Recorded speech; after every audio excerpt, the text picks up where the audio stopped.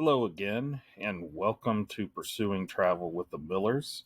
We're going to take an adventure out of Toronto, where we visited for a few days, to Niagara and the Golden Horseshoe region.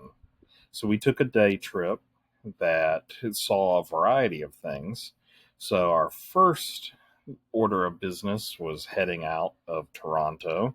So it's an interesting mix of you're heading out of the big city, and then you reach areas like this, looking into a bay. This is actually Hamilton, where they have quite a few iron plants that you can see out there. But the city quickly turns into pretty countryside.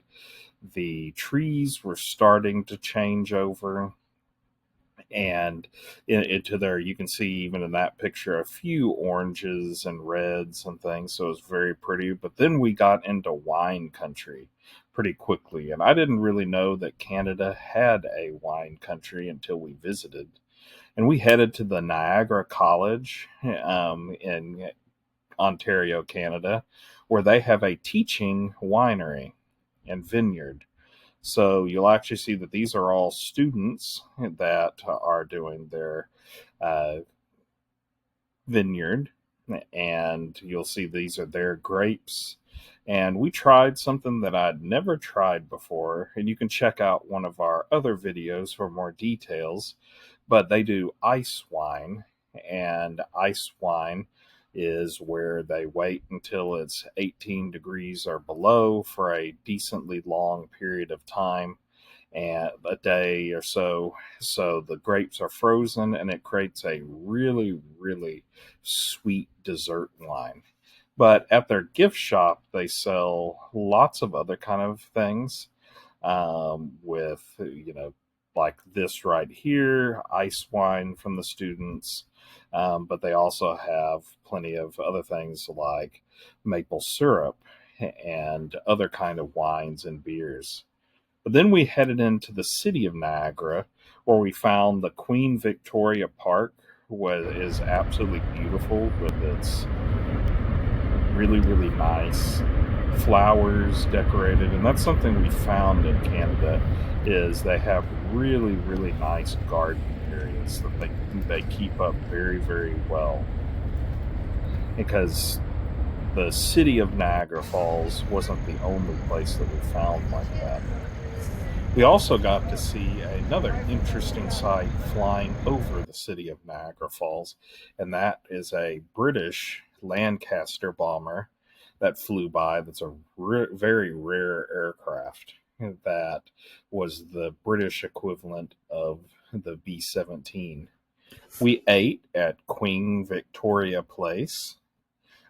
So we got a very good three-course meal that was actually included in our day tour, where you can see that we got chicken soup and a nice kind of bread pudding.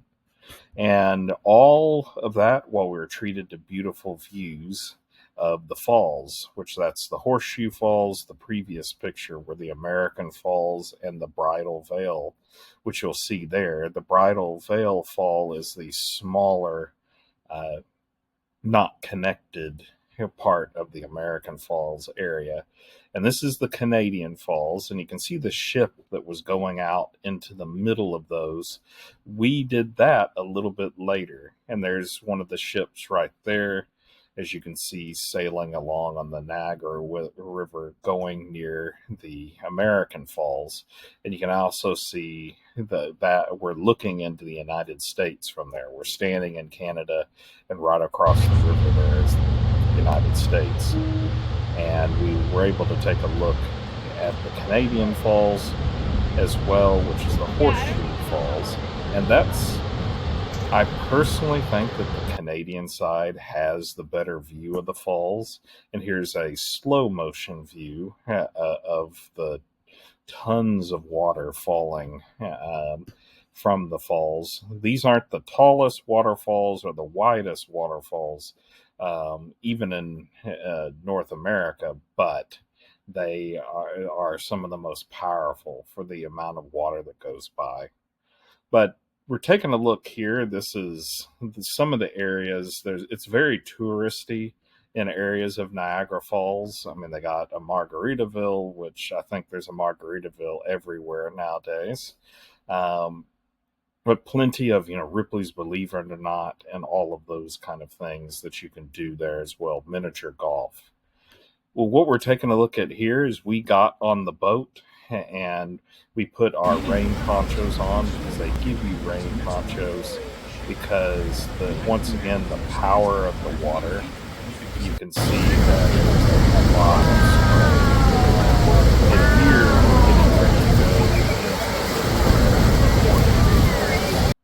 so it's a great experience to take a look to do this, but be prepared to get wet. You'll see that I'm taking really quick pictures here, and you can just see all the spray that's going everywhere. But it's a great experience, and you also have rainbows. You'll see the bridge in between the United States and Canada. That is called the Rainbow Bridge for that reason, that you can see that there's a lot of rainbows on a sunny day. So it was a really, really nice visit. And then we headed to one other stop. It was a city that I was not familiar with, Niagara on the lake. And you'll see that we passed by once again a beautiful clock that was made with flowers, just once again cementing that the Canada does a great job with its flowers and gardens. We headed over to Fort George first before we headed into the city, and Fort George is a War of 1812 fort, which was the headquarters of the British Army of Upper Canada, and it it was closed when we went there, but they let us stand at the gate and take a look at it. But it looked like an amazing place. The United States defeated the British Army there and took over that fort for some time before they retreated back into New York, which is across the river. But this is Niagara on the Lakes, which for those people who are from Texas, it kind of reminds me a little bit of Fredericksburg, Texas, in the hill country. It has a lot of nice shops, restaurants, very pretty gardens and buildings. This is a historic town that also was burned during the War of 1812 by the Americans when they invaded Fort George, which is really, really close by. But we went to a game store that was very, very nice and bought some puzzles and some interesting games. We also stopped at this Ma and Pa Gelato restaurant that had really great food. You can see that it's a very natural gelato.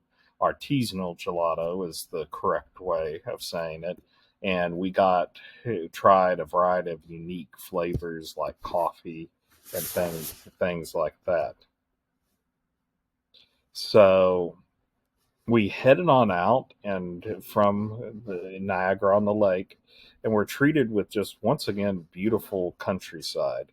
I just really didn't realize how beautiful the Ontario area is with its vineyards and pretty homes and the trees.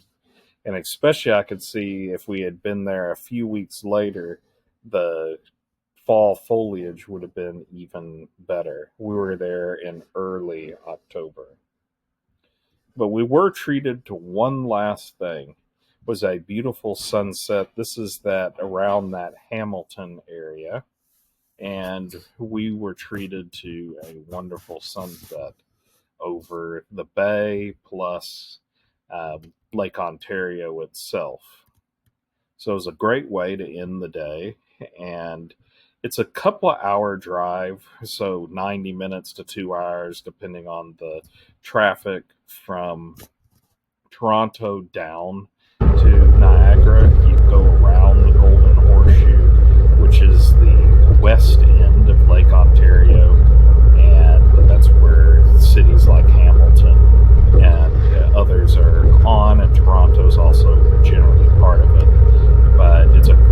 trip to go, and we could have seen a lot more things as well. So thanks for watching. Subscribe if you like this kind of content, and visit our website. Details are in the description.